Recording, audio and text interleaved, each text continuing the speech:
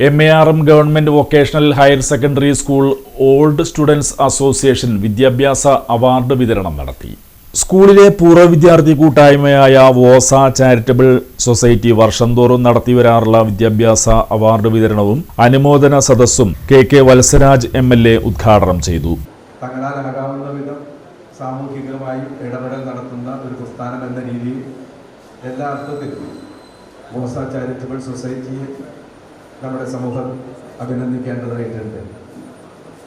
നമുക്കറിയുന്നത് പോലെ ഇപ്പോൾ നമ്മുടെ കലാലയങ്ങളിലെ PTA അതുപോലെ തന്നെ പൂർവ്വ വിദ്യാർത്ഥി സംഘടനകളൊക്കെ വളരെ സജീവമായി തന്നെ വിദ്യാഭ്യാസ രംഗത്തും സ്കൂളിൻ്റെ പൊതുവായിട്ടുള്ള പ്രവർത്തന കാര്യങ്ങളിലൊക്കെ നല്ലതുപോലെ ഇടപെടുന്ന പ്രസ്ഥാനങ്ങളാണ്.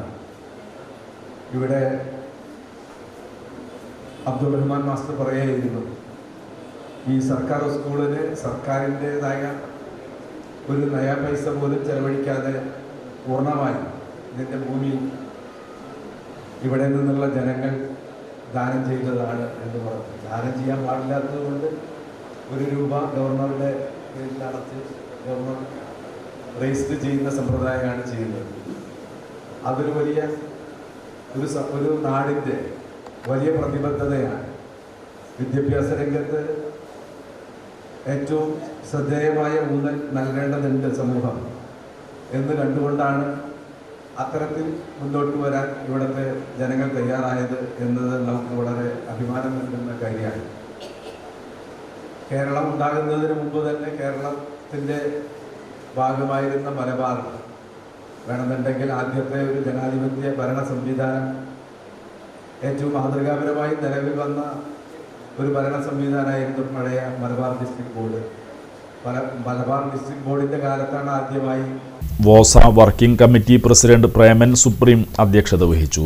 അതുപോലെ തന്നെ നമ്മളിപ്പോൾ ഈ പറഞ്ഞ MLA പറയണം, എനിക്ക് പരിചയമില്ല, എന്നാലും നമ്മൾ പറയാതിരിക്കാൻ പറ്റില്ല. നമുക്ക് ഈ സ്കൂളിന് വേണ്ടി ഒരുപാട് കാര്യങ്ങൾ ചെയ്യാനുണ്ട്. ഈ നാട്ടിലെ ഒരുപാട് കാര്യങ്ങൾ ചെയ്തു തീർക്കാനുണ്ട്. അത് ഇവിടെ ഇരിക്കുമ്പോൾ തന്നെ നമ്മളോട് പറഞ്ഞില്ലെങ്കിൽ അത് നമുക്കത് കൂടുതൽ ഇവിടെ തീർപ്പിക്കാൻ ഉദ്ദേശിക്കുന്നില്ല. എന്നാലും നമ്മൾ അതുപോലെ തന്നെ നമ്മൾ ബ്ലഡ് ഡൊണേഷൻ ലോകമെമ്പാടുമായിട്ട് നമ്മൾ ആ ബ്ലഡിൻ്റെ നമ്മൾ ലോകമെമ്പാടും ചെയ്തുകൊണ്ടിരിക്കുകയാണ്. ഇന്ന് നമ്മൾ വോസ ചാരിറ്റബിൾ സൊസൈറ്റിയുടെ എല്ലാ വർഷവും ജില്ലാ പഞ്ചായത്ത് അംഗം നൌഷാദ് കരകപ്പാടത്ത് അവാർഡ് വിതരണ ഉദ്ഘാടനം നടത്തി. വളരെ ചെറിയ ആഘോഷങ്ങൾ മാത്രമേ അന്ന് ഉണ്ടായിരുന്നുള്ളൂ.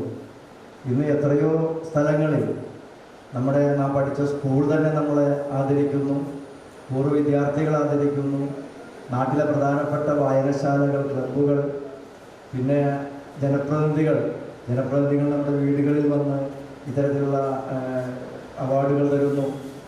ഈ വരുന്ന 26-ാം തീയതി നമ്മുടെ MLAയുടെ നേതൃത്വത്തിൽ മണ്ഡലത്തിലുള്ള മുഴുവൻ കുട്ടികളെയും ഉന്നത വിജയം കരസ്ഥമാക്കിയവരുടെ ആദരവ് നൽകുന്ന വലിയ പരിപാടി 1000-ലധികം.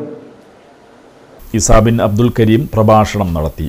മറഞ്ഞു പുതിയ ചരിത്രങ്ങൾ വന്നുകൊണ്ടിരിക്കുന്ന ഒരു കാലം.